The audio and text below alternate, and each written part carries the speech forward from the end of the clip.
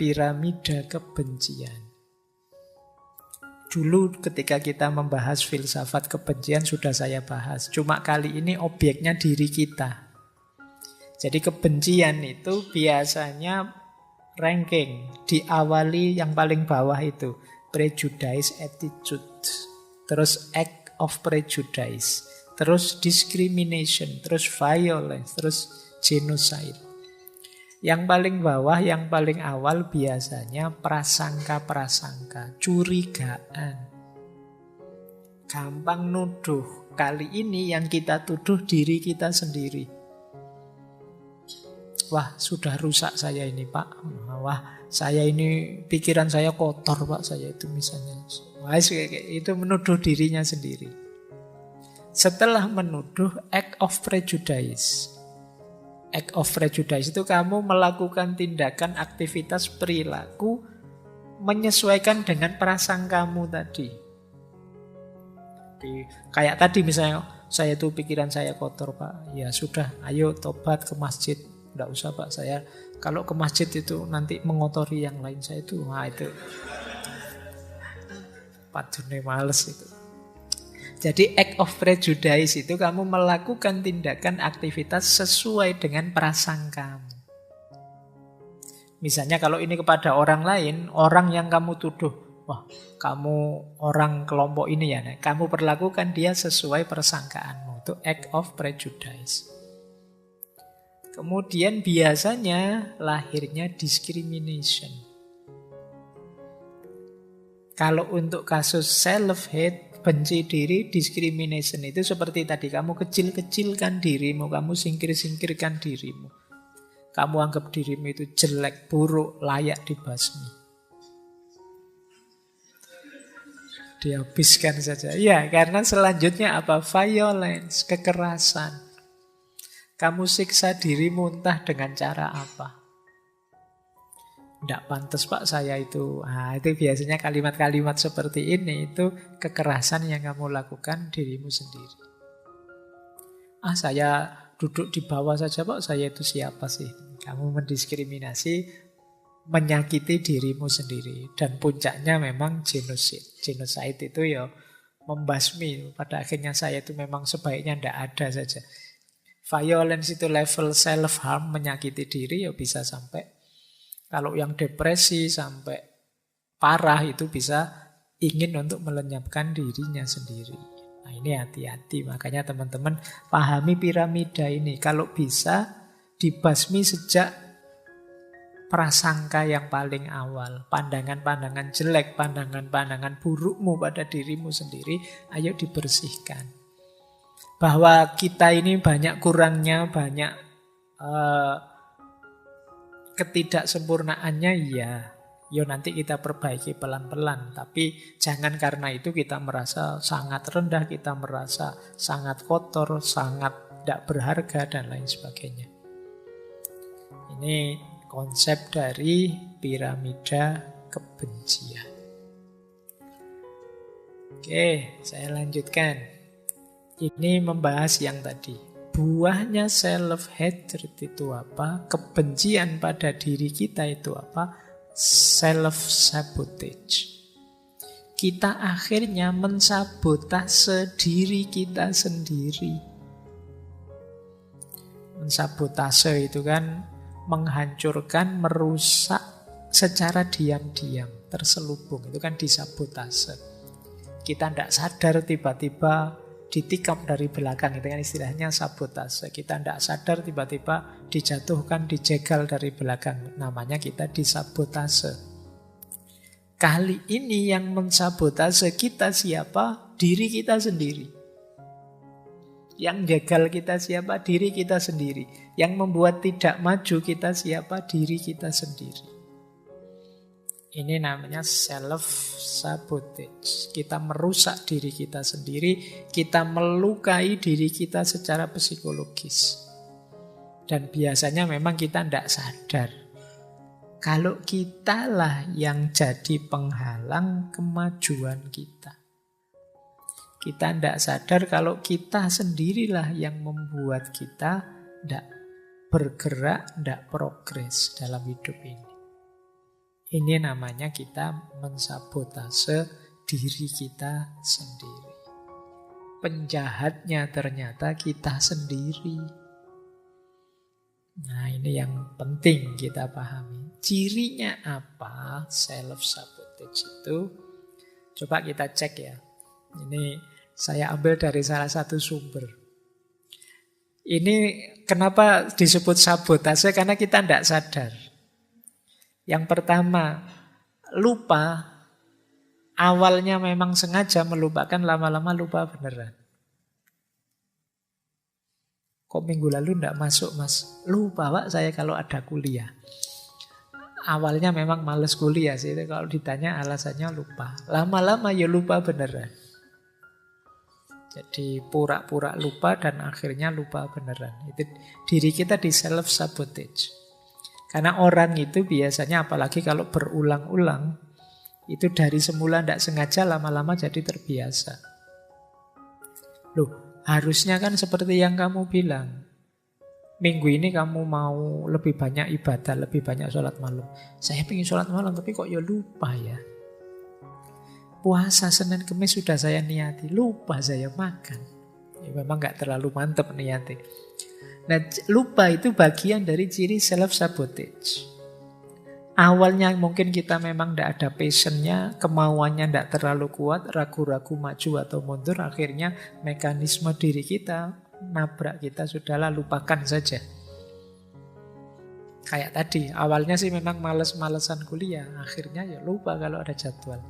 Padahal kalau memang serius mau kuliah, lupa itu tidak mungkin. Sekarang mekanisme untuk mengingatkan banyak. Mungkin kamu nulis, kamu tempel di kamar kosmu, atau kamu bikin alarm di HP-mu. Banyak sekali mekanisme untuk mengingatkanmu. Tapi karena memang kamu tidak terlalu niat, semua itu tidak kamu lakukan, akhirnya kamu lupa. Jadi kalau dalam banyak hal yang penting teman-teman kok lupa, coba dicek lagi. Jangan-jangan kita memang tidak terlalu minat ke sana.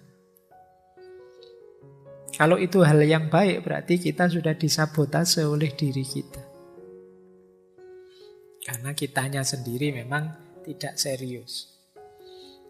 Yang kedua, mirip dengan lupa, terlambat. Ya kalau tadi, kenapa tidak kuliah, lupa Pak. Kalau ini, kok tidak ngumpul tugas kemarin. Terlambat saya Pak nyusunnya, itu terlambat. Ada apa-apa terlambat. Atau menunda-nunda. Jadi tugas ini ditunda, tugas itu ditunda. Mau bikin tulisan nanti dulu, baca-baca dulu.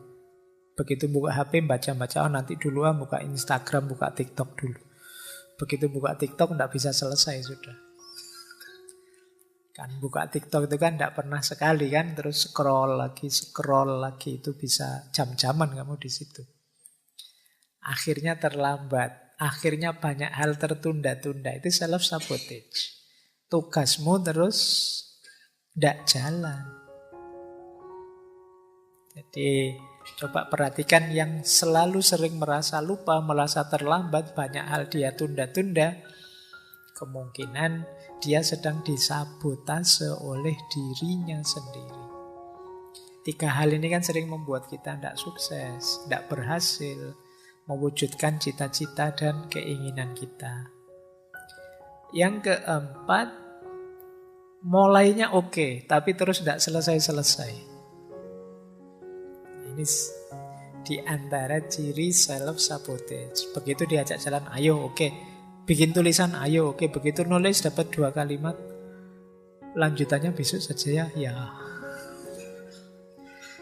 Terus besok, nanti dulu, nyari bahan dulu, oke. Akhirnya tidak selesai-selesai.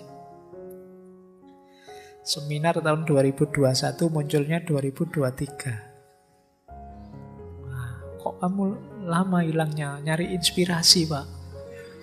Golek inspirasi 2 tahun.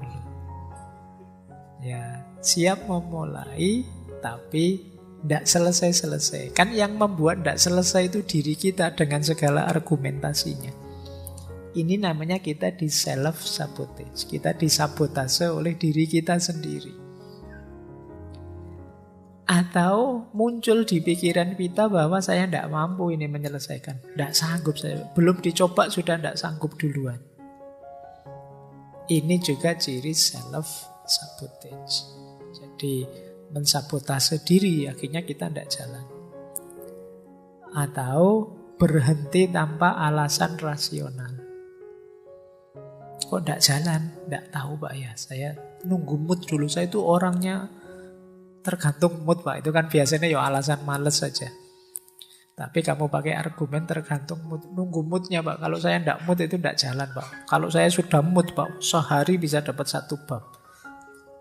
Lah kamu kapan pernah sehari 1 bab? Belum pernah Pak. Wong tidak muncul-muncul moodnya. Kan tadi saya bilang nunggu mood Pak. Dan moodnya tidak muncul-muncul. Ya bolak-balik mood aja neng ya ora. Ini namanya self-sabotage. Kamu disabotase oleh dirimu sendiri. Kenapa begitu? Kamu tidak percaya diri. Kamu tidak mantap dengan dirimu. Yo, akhirnya kamu dibajak oleh dirimu sendiri. Nah, coba perhatikan kalimat-kalimat itu. Itu bagian dari kesadaran diri yang negatif. Aku tidak mampu, aku tidak layak sukses, aku tidak bisa melakukan itu, aku tidak pantas mendapatkan itu. Kalau aku coba, mesti aku gagal. Ini kesadaran diri yang negatif. Bagian dari, kalau kita mengucapkan kalimat ini, sebenarnya kita sedang membajak diri kita sendiri. Akhirnya tidak jalan, tujuan, cita-cita, keinginan kita tidak wujud. Ya meskipun kita merasa Pak, saya kok rasanya kemampuan saya tidak seperti yang saya harapkan. Tapi kamu merasa bisa, ya jalan saja. Kayak acara zaman dulu itu loh, yang di TV zaman dulu. Saya tidak tahu teman-teman pernah lihat enggak. Benteng Takeshi. Nah, itu kan seru itu. Yo, sudah ngerti mau kejelungup kan, aku bisa. Terus lari meskipun terus jungkel masuk anak. Tapi tidak apa-apa, semangatnya kan bagus. Lari sambil teriak-teriak gitu. Nah, jadi itu kan optimal upayanya. Kalau sejak awal sudah, saya bisa apa enggak ya, saya mampu apa enggak ya, ya setengah hati kamu, setengah jalan. Jadi jangan biarkan dirimu membajak dirimu sendiri. Sehingga kamu tidak maju-maju. Ada saja, kalau alasan itu ada saja pokoknya.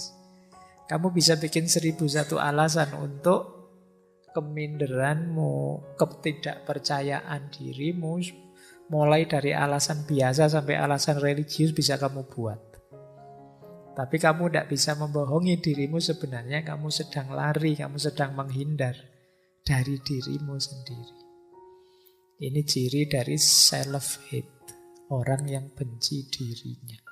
Bisa saja kamu membohongi banyak orang dengan argumenmu, atau kamu tutupi dengan apa.